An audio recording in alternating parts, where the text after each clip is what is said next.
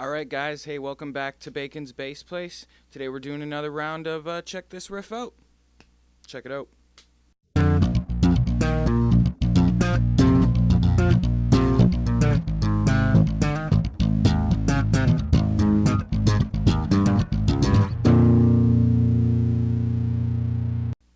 So today I wanted to use this exercise as a part of an introduction to a topic that I want to get into more in some of my future videos that I'm calling finger independence.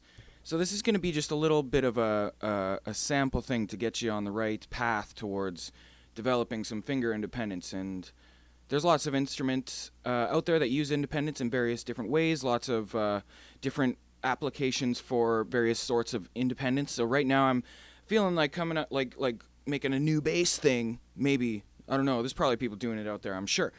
So it's going to be a little bit different here today. I have to use the microphone. My gear is a little lacking, but I can't leave you guys hanging for much longer, so let's do it. Today I'm going to show you this riff, and I'm going to show you a couple variations of it. And it's going to get you started building your independence in your hand from finger to finger. And I'm just going to tease a little bit about how to get into that today, and then in the future we're going to get more into finger independence. Let me know you guys' thoughts down below on this finger independence thing here, and we're going to get started. So the first riff is the basic pattern, and it's pretty simple. I'm going to be essentially doing a G minor chord here, except I'm not going to play any of the bottom two notes. I'm just going to fret mute those with my thumb when I do it. And when I pop these two, I'm going to hit the 3rd fret on both times, on the D and the G string. I'm going to play this F, and then I'm going to play this B flat. But the other two strings I'm just going to fret mute. So I'm going to hit the F, no, I'm going to hit the B flat, and then fret mute the low E string with my thumb down and up. So that's two notes, fret muted. So we're going B flat, mute, mute on the low string, and then we're going to do it on the inside two strings with the F, and then mute the A string twice. So we got F, or sorry, you got B flat, mute, mute, F, mute, mute, B flat, mute, mute, F, mute, mute.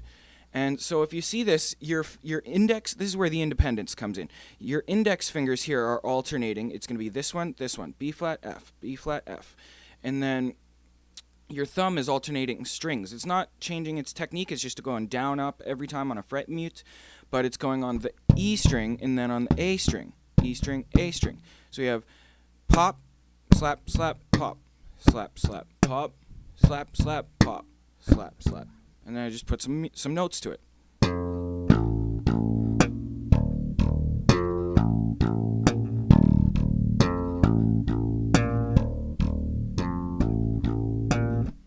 And then you just put some notes to it.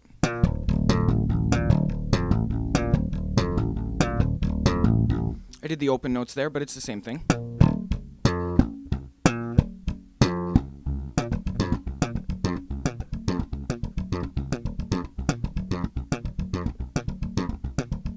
When you start to get a little bit faster with this, a little more fluid, a little more automatic, is really when the independence thing starts to come out, and you really start to see how, oh, I can actually feel my two fingers are doing their own pattern on their own, and then my thumb is doing two things that it's alternating before. So there's kind of evenly 4 patterns that you're doing almost. It depends how you conceptualize it, and I leave that up to you. I get lost in my conceptualizations sometimes, but for stuff like this, it's more important to be able to do it really than to necessarily be able to explain how you're doing it, as long as you can do it and you know in your head what to do and you do understand it. Because if you don't understand it in your mind, you're never going to get it out there. But just because you don't necessarily have a good way of explaining it doesn't mean you don't understand it. So the important thing is to be able to play it. So I'm going to go ahead and show you a first variation on this. We're going to take the pattern, and before we were doing the outside string and the bottom string, then the inside two strings, right? Top, bottom, inside, inside, G, E, D, A. So now we're just going to kind of reverse that pattern, and we're going to add a chord to it.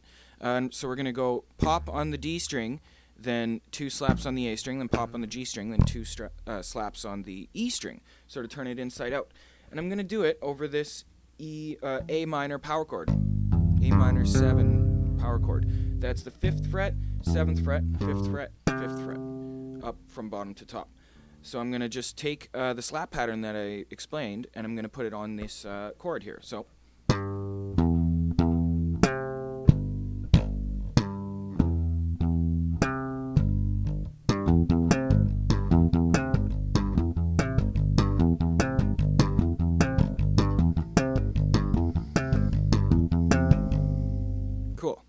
So you really want to make sure that you're alternating with your popping fingers. You got to assign your index finger to the D string, and you got to assign your middle finger to the G string, and just have them pretty strictly like that. You don't want to have your index finger bouncing like your thumb is doing, because that's kind of a different thing, and it's less independence that way. And we're really trying to isolate the fact that this one has a job, this one has a job, and this one has 2 jobs.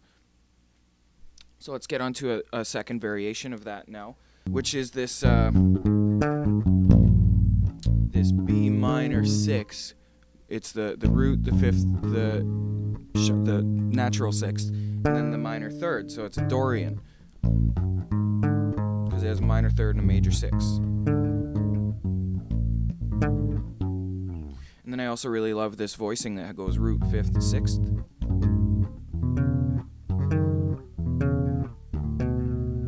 Always liked that voicing. So I'm going to take that and plus that minor 3rd on top. Now that's the chord I'm using. So what's the pattern we're going to do? Instead of alternating like outside, inside, outside, inside, outside, inside, outside, inside, like we've been doing, now we're going to say if your 4 strings were divided into the top 2 and the bottom 2. We're going to play the bottom one of each 2 and then the top one of each 2. So we're going to play the D string popping and then slap the E string and then pop the G string and then slap the A string. And if we use that chord, it sounds like this.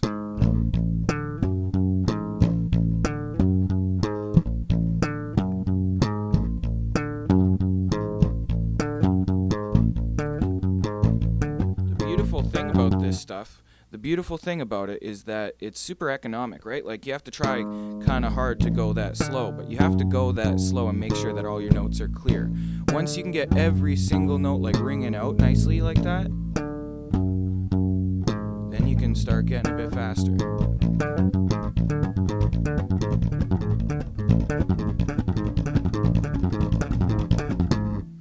It's so economic. You just zip right away. So try this, guys. Let me know in the comments section how it goes for you. Let me know how it goes for you indeed. Yes, let me know. Because I think these things are really fun, and I want to see more people doing it. So there's one last variation that's a little less in this pattern, but hey, you're getting 4 patterns off this. 4, like 1 riff pattern, concept, idea, and then 2 main variations. And this last 3rd variation is just going to be a little bit different. We're basically...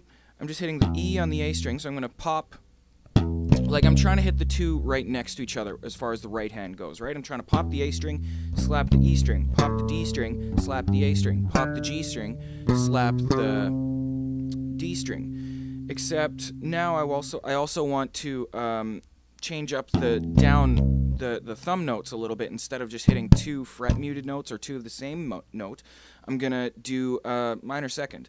So I'm going to hit the E, then I'm going to hit the C sharp, and then the D, then the A, then the F sharp, and the G, then the D, then the B, and the C flat, or the whatever you call it. So basically, frets, I'm going 7, 9, 10, 7, 9, 10, 7, 9, 10, 7, 9, 10. And this you can kind of just go up and down like this. It's kind of more fun to do this going down.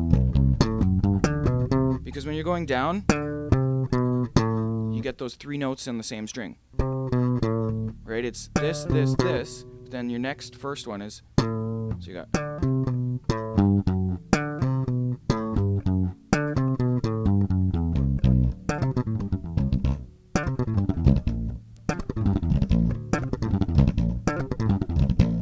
Excellent. So this has been Bacon's Bass Place here again with Check This Riff Out, number 2. Let me know. Check it out. Show your friends. Get them to check it out. See you guys later.